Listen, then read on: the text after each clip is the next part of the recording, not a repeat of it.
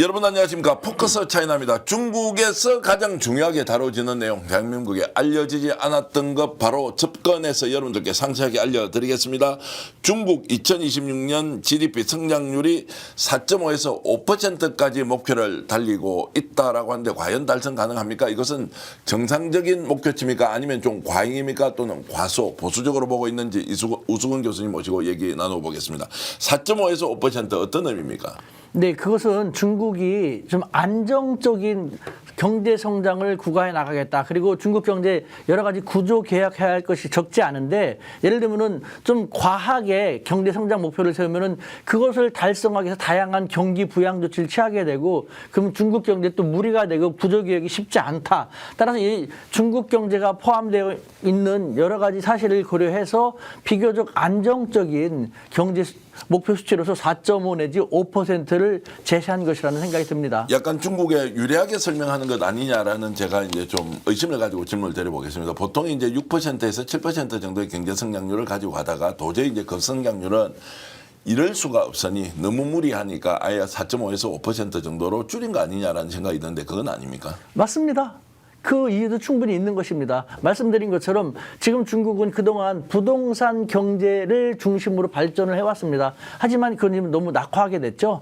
그리고 또 지금 국제적으로 최첨단 산업, 바이오라든가 AI라든가 로봇이라든가 최첨단 산업을 중심으로 세계 경제가 바뀌고 있지 않습니까? 중국도 빠르게 그렇게 구조를 전환시킬 필요가 있는데, 과거에는 경제 성장이 그렇게 높지 않았기 때문에 고속 성장이 가능했죠. 근데 중국은 경제 성장을 많이 했기 때문에 경제 규모도 많이 확대했습니다. 이와 같은 상태에서 과거와 같은 6%, 7% 경제 성장을 한다면은 그것을 달성하기 위해서 무리할 수밖에 없고, 말씀드린 더 중요한 근본적인 구조 개혁이 쉽지가 않거든요. 그래서 무리한 것을 외국 체면 생각하지 말고 무리한 것을 너무 집착하지 말고 어느 정도 달성할 수 있는 목표를 세우면서 그것보다 더 중요한 중장기적으로 계속 경제 성장이 가능한 구조 개혁에 더 치중하겠다라는 측면에서 이와 같은 수치가 나온 것이죠. 지금은 이제 1인당 국민소득은 얼마쯤 됩니까? 지금 $10,000를 넘은 상태인 것이죠. 평균적으로. 평균적으로 이제 $10,000 넘고 대한민국이 $40,000 정도 지금 이제 가고 있는 것이고, 그럼 중국도 이제 경제 성장을 상당히 많이 했다는 것인데, 결국 고속 성장에서 이제 고품질 성장. 와, 중국은 말도 잘 만듭니다. 고속 성장에서 고품질 성장, 하이 퀄리티 이제 뭐 그 성장으로 가자 이제 이렇게 하는 것인데, 달성은 가능할 것 같습니까? 근데 그 양적 성장에서 4.5 내지 5% 이렇게 좀 낮춘 질적 성장을 추구한다라고 하면은, 일단 국제사회에서 와, 니네 이젠 더 이상 자신이 없구나, 너네도 힘든가 보다, 이렇게 뭐 이런 식으로 어떤 좀 의심의 눈초리로 바라볼 수도 있을 것임을 알고 있음에도 이렇게 얘기했다는 것은 어느 정도 달성 가능성이 있다, 자신이 있다라는 것이. 만약에 이것도 달성하지 못하게 되면은 중국 경제에 대한 폄하라든가 근거 없는 비판이 더 강해질 것을 알고 있거든요. 그래서 제가 생각할 때는 4.5 내지 5% 구간 안에는 확실히 큰 문제가 발생하지 않는 들어갈 수 있을 거라는 생각이 드는데, 2026년이 시작과 더불어 양해가 이제 막 끝난 시점인데, 트럼프 대통령이 지금 또 이란을 공격하고 있지 않습니까? 중국이 뭐 유가, 수급 등 여러 가지 또 타격을 받을 수밖에 없죠. 물론 중국뿐만 아니라 다른 나라도 타격을 받습니다만, 따라서 이 4.5 내지 5% 그래도 그런 변수 같은 것도 어느 정도 고려해가지고 저는 책정한 것이라고 생각하기 때문에 무난하지 않을까라는 생각이 듭니다. 자, 결국 이제 부동산을 통한 이제 좀 억지 경기 부양에 대한 부작용이 너무 많아가지고, 실제로 부동산으로 갖고 있는 뭐 그 수백조 원의 자산 규모의 회사가 줄줄이 부도, 정확하게 얘기하면 중국 정부가 아예 이제 금융 지원을 중단을 그렇죠. 해버렸지 않습니까? 이제 이런 것들이 후유증으로 굉장히 이제 큰데도, 이런 상황을 알고서도 계속 고성장 정책을 유지하는 것은 중국 정부로서도 더 이상 이제 이어가기 어렵다고 하고 결론 내린 거죠. 맞습니다. 맞습니다. 이제는 누가 뭐라고 하더라도 건실하게 우리가 할 수 있는 걸 건실하게 하겠다라는 것이고, 부동산에 대한 타격이, 예를 들면 지금 우리도 부동산 가격이 너무 급등하고 문제가 심하니까 부동산을 잡으려고 하고 있지 않습니까? 중국도 몇 년 동안 쭉 그렇게 부동산 개혁을 위해서 해왔고, 그러다 보니까 부동산의 거품이 어느 정도 빠지고, 그래서 부동산을 갖고 있는 사람들이 자산 가치도 그만큼 떨어졌기 때문에 소비 여력이 많이 축소됐지 않습니까? 지금 중국에서 가장 중요한 것은 이 소비 여력을 얼마나 키워내느냐, 인 것이거든요. 그래서 중국 정부는 다양한 방법으로 소비 여력을 키우기 위해서 국내 여행을 더 많이 조장한다라든가 아니면 외국 사람들한테 무비자 제도를 더 많이 시행을 함으로써 중국에 더 많이 여행 오게끔 한다라든가 이런 식으로 국내 소비를 진작시키기 위한 것에 상당히 치중하고 있습니다. 결국 이제 부동산 특히 이제 건설 시장이 갖고 있는 경제 파급 효과가 워낙 크기 때문에 중국도 직접적인 뭐 영향을 받지 않겠습니까? 이제 그런데 이게 과연 내수 시장을 활성화시키는 것으로 그런 정도의 만족감을 느낄 수 있느냐?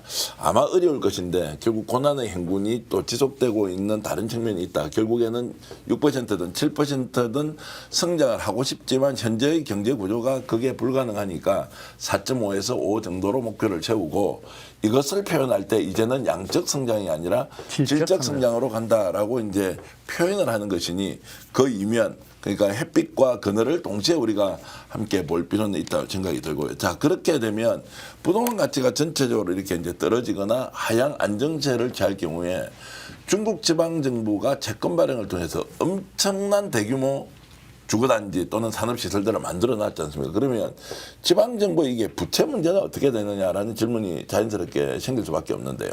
지금 중국 경제가 떠안고 있는 뭐 여러 가지 문제 있습니다만 최대 두 가지를 떠올린다고 하면은 부동산 경기가 너무 식었다라는 것, 그 다음에 지방 부채 문제거든요. 이거 정말 큰 문제입니다. 그래서 뭐 중국 중앙 정부의 입장으로서는 이 지방 부채를 경감하기 위한 다양한 방안을 일단 각 지방 당국한테 제출을 해라. 너희들이 어떤 식으로 어떻게 할 수 있는지 너무 과하게 얘기하지 말고 중국 4.5에서 5% 성장처럼 정말 가능한 걸로 제출을 해라. 그걸 갖다가 뭐 당연히 인사고과에도 엄격하게 반영을 하고 또 그것을 얼마큼 제대로 이뤘는지에 따라서 인센티브도 강하게 주는 식으로 하는 등 지방 부채를 스스로 경감시키기 위한 노력을 강화시키고 있는 것이죠. 근데 하고 있는데 이제 효과가 얼마나 있을지 없을지는 솔직히 이제 의문보호를 달고 있어야 되는 거 아닌가요? 쉽지 않으니까 지금 중국 경제가 아직 회복이 안 되고 있지 않습니까? 네. 쉽게 된다면 뭐 중국 경제 이미 일어나지 않았겠습니까? 그러니까 한번 지켜볼 필요가 있는 것이죠. 그러니까 인위적인 부양의 후유증이 지금 현재 중국 경제 구조에 굉장히 중요한 이제 일종의 어려움이나 걸림돌이 되고 있다 뭐 이렇게 봐야 될 것 같고요. 이제 지방 정부의 부채 관리도 중요한데 얼마나 혁신적으로 할 수 있을지는 이제 좀 더 봐야 되겠습니다. 중국에서 또 나오는 이야기가 신질 생산력, 뭐 이게 용어가 굉장히 생소합니다. 신질 생산력으로 산업 전략을 전면적으로 좀 바꿔보다. 신질 생산력, 이게 무슨 말입니까? 말씀하신 양적 생산은 질적 생산, 새로운 신자에다가 질은 품질할 때 질. 예. 그러니까 새로운 그 질적 성장을 추진하겠다. 그러니까 양적으로 이전에는 뭐 아직 발달하지 않았을 경우에는 여기 대규모 산업단지를 지을 수 있고 아파트 단지를 지을 수 있고 뭐 쇼핑 단지를 지을 수 있는데 이제 그런 여지가 많이 줄어들었지 않습니까? 많이 생겼으니까. 그래서 이제는 소프트웨어 쪽을 강화시키겠다는 것이죠. 세계적으로 경쟁이 치열해지고 있는 로봇 분야라든가 AI 분야라든가 무슨 바이오 분야라든가 새로운 최첨단 산업 분야를 중국이 선도하는 최첨단 산업 대국으로 발전시켜 나가겠다라는 것이죠. 신질 생산력은 중국말로 하면 어떻게 합니까? 신질 생산력, 신질 질량. 좀 크게 얘기하죠. 그래 방송 듣는 분도 한국 사람이 듣는데. 제 발음이 별로 안 좋습니다. 안 좋습니까? 신질 생산력. 그 지금 제가 이제 방송하면서 우리 앞에는 PD분들하고 여러분들 중국에 또 오신 분들도 계시는데 발음 괜찮습니까? 아, 훌륭하다고 얘기하는데 신질 생산력 한 번만 더 해보시죠. 이따가 제가 밥 살게요. 신질 생산력.